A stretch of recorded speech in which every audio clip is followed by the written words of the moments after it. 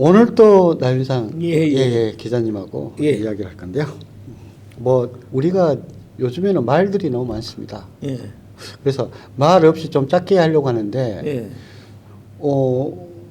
그럴 때마다 이렇게 해가지고 그런 어떤 시그널을 주더라고요. 말 많게 해버리는 시그널을. 아, 그래요? 예. 그 중에서 한 가지가 뭐냐면 정광훈 정광훈 이야기가 저희는 좀 말을 줄이고 싶은데. 네. 그렇죠. 그 이슈를 만들어내는 쪽에서 이슈를 안 만들어내면 우리가 말을 안 할 건데. 근데 정광훈이 지금 하고 있는 것 중에서 이제 그쪽에서는 이제 그 이야기를 했다는 거예요. 자기들 이제 톡방 같은 데서 뭐라고 이야기했다. 여론조사 있을 거니까 여론조사 할 때는 자기 나이를 속여라. 아, 그래요? 특히 뭘로 속인다? 20대, 30대 젊은 층으로 속여라. 남자라고 이야기하고 70 먹었든 80 먹었든 음. 무조건 그렇게 해라. 예.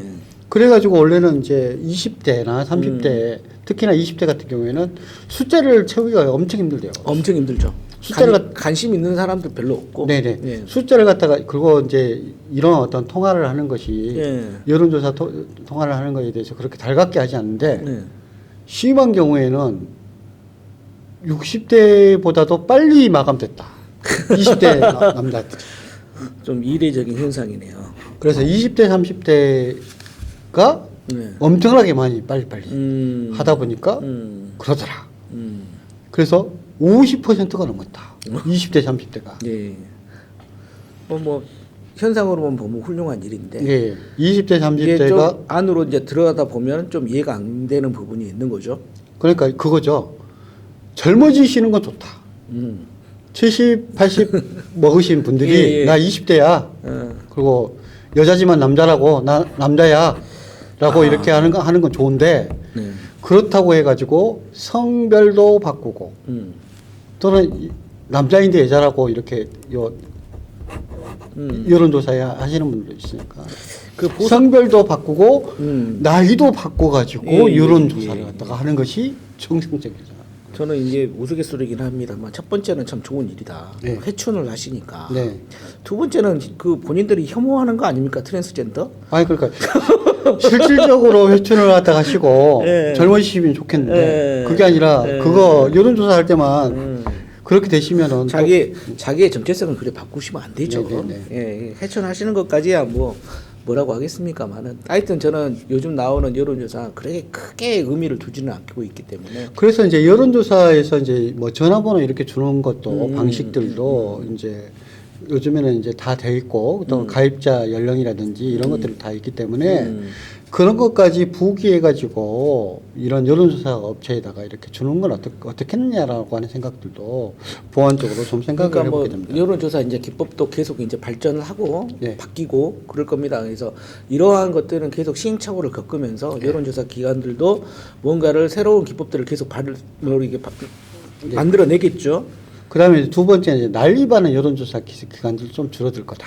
예, 그것에 대한 네. 좀 정의도 좀 필요하지 않는가. 그러니까 여론조사라는 것이 가장 중요한 것이 그 언론하고 똑같이 신뢰를 바탕으로 있는데 네. 신뢰가 깨져버리면 누가 그 여론조사를 믿겠습니까? 근데 지금 보면은 일부 기관들이 신뢰가 없다. 신뢰 없는 기관들을 또 인용해가지고 하는 또 이 보도 매체들은 네. 또 같이 신뢰가 없어지는 겁니다. 네. 이제 그것을 좀 알았으면 좋겠다라는 생각이 네. 드는 겁니다. 그런데 이번에 경찰에서 음. 뭐 이제 길거리에서 이제 실제적으로 하거나 아니면은 이제 유튜브를 통해 가지고 메신저 역할을 하는 사람들이 서부지방 법원 폭도들 예. 선전선동을 했다. 예. 선전선동하고 현장에서 선전선동한 사람들을 잡다 보니까 네. 한 사람은 이제 구속돼 있고 한 사람은 구속이 안 돼 있는데 그 사람들이 요 특무 전도사 특무입니까? 특임입니까? 특임이겠죠. 특임이겠죠. 예. 특임 전도사. 예. 예. 근데 이제 발음을 잘해야 돼. 네네. 튀김 전도사 할 수 있으니까.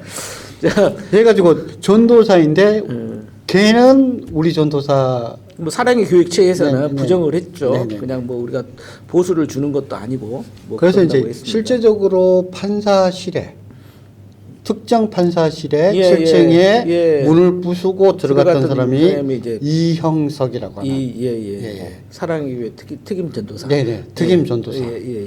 이 사람은 이제 구속이 됐고요. 네. 전에도 한번 간방 갔다 왔다 그랬다. 네, 유튜브도 한답니다. 아, 그렇습니다. 그리고 이제 밑에서 예. 사람들을 선동하고 뭐 때려 부숴 뭐 죽여 예. 들어가라고 이야기했던 사람이 한 명이 돼 있는데 윤영보라고 하는 특임 전도사. 아, 여기도 특임 전도사. 네. 예. 사랑의 뭐 무슨 교회. 네. 사랑이 넘치게 뭐 묻고 막 그다음에 사람 죽이고 그런가 봐요. 근데 이제 정광훈 이 사람은 지금 뭐 증거는 사실 차고 넘치죠. 선동을 한 거죠. 선전선동을 한 것인데 그걸 갖다가 이제 구체적인 증거로 잡기 위해서는 예. 이제 일반론으로 이야기했다는 것보다는 예.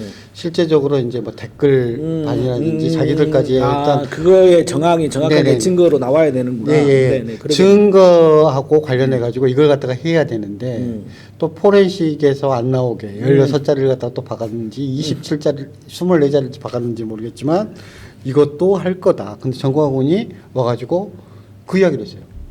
경찰 니들 나 잡을 거면 잡아봐라. 나 깨끗하게 지웠다. 뭐 그런 이야기로 들리거든요.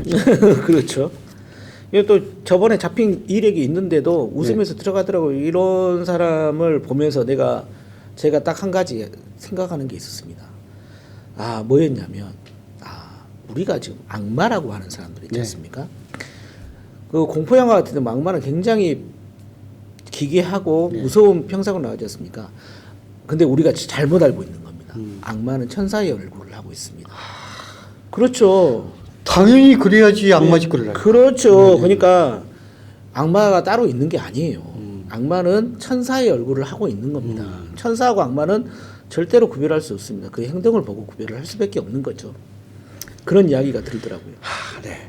그래서 경찰이 정광훈 전담팀을 갖다가 만들었고 그다음에 경찰들이 이제 사실은 공수처라고 해가지고 정말 고생만 하고 뭐 그 상태에서 성과들은 또 이제 검사들이 뭐 가져가는 것 같은 그런 느낌들이 들어서 예. 이번에는 조금 더 잘하고 근데 이제 또 기소했던 것들을 뭐 기소 의견을 올린 것들도 검사들이 또 기소 안 해주고 하는 부분들도 있어서 안타깝기도 하고 네. 기소 요건을 갖다가 어떻게 할 거냐 기소 권한을 검찰에게만 줘야 되는가 하는 생각도 저는 이렇게 생각합니다. 이게 의지가 있으면 하는데 사실은 의지도 별로 없는 거 같아 보이지도 않은 것 같고 네, 공수처가 뭐 지금 사법기관들이 뭐 이렇게 수사기관들도 마찬가지고 저는 이게 그냥 이대로 놔둬서야 될 것인지 또 하나는 뭐냐면 지금 민주당에 대해서도 불만이 있습니다. 네. 저는 지금 이런 부분들에 대해서 기존의 법이 있는지는 모르겠습니다. 없으면 빨리 입법을 통해서라도 이런 부분들에 대해서는 수사할 수 있는 권한을 좀 만들어야 되지 않을까. 네. 네, 이런 생각도 해보거든요. 그래서 이제 일단은 정광훈 이걸 갖다가 만들어진다 하더라도 네. 조사가 원활하게 되기 위해서는 검찰이라든지 이런 사법기관에서 기소권이 있는 사람들에서 그 어떤 이런 어떤 생각의 전환 네. 이런 것들이 좀 필요하고 거기에 대한 제도적인 뒷받침도 그 다음에는 또 만들어야 되지 않겠나. 그렇죠. 그러니까 저는 이제 또 하나가 더 생각난 게 지금 어찌됐든 야당 쪽 그 진영의 유튜버들 뭐 이런 사람들 있지 않습니까? 뭐 연구소라든가 여기는 뭘 알지도 못하는 그냥 그 저기 구구 쪽, 보수 쪽 시민협회가 있어요. 그 고발만 하고 있는 시민협회가 있어요. 고발만 들어갔다면 그 다음 날부터 출석 요구를 하고 압수수색 들어가고 굉장히 이렇게 하지 않습니까? 의지가 있기 때문에 어떻게든 잡아 넣겠다. 먼지털이식 하겠다. 정강훈은 아무리 고소를 해도 심한 경우는 그것도 있지 않았습니까? 검찰에서 니들 이렇게 고소해라고 시킨 것도 있잖아요. 그렇습니다. 그러니까 고발 사주도 있었고, 근데 우리가 또 이렇게 그 저기 누굽니까? 그 나경원 그렇게 수백 번을 고소를 해도 단 한 번의 조사도 이루어지지 않았던 빠루를 아직 못 찾았어요. 그게 증거 그 빠루를 못 찾았어요. 영상만 있지 그것이 빠루인지 종이로 만든 것인지. 카페레이드 하면 이런 거 있지 않습니까? 그 안진걸이죠. 네. 그러니까 그죠? 네. 안진걸 생활경제연구소 소장입니까? 네. 하여튼 민생연구연구소 네. 모르겠는데 그분이 수십 번을 고발을 했어요. 단 한 번에 수사도 이루어지지 않았다. 네. 네, 뭐 그런 걸 볼 수 있는 거죠. 네. 어떻게든 뭐 정광훈이 이번에는 조금은 철퇴를 맞이해야 된다. 예. 그리고 이런 폭동을 갖다가 이렇게 조장하고 만들고 그럼요. 그다음에 거짓 가짜 뉴스를 양산하는 거에 대해서 심각하게 처벌하지 않으면 우리 국가에 있어서 사법, 행정 체계는 입법까지도 붕괴할 수 있다. 그다음에 피해를 당할 수 있다. 하는 것을 보여주는 네. 난동 사건을 우리가 보고 있는 것이다. 내란 사건을 보고 있습니다. 결국은 이렇게 되면 피해는 누가 하냐? 국민들이 받는다. 그 국민들이 피해를 받는 일은 없어야겠다. 네. 예.